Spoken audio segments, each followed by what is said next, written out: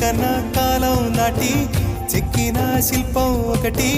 కన్నెగా వచ్చిందంట చెలియా నీ సొగసుకేది సాటి వాలు కనుల దానా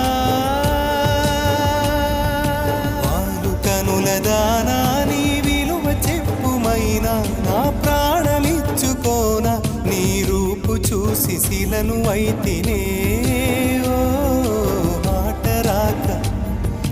మాట రాక మూగబోతినే మాట రాక మూగబోతినే మాట రాక మూగబోతినే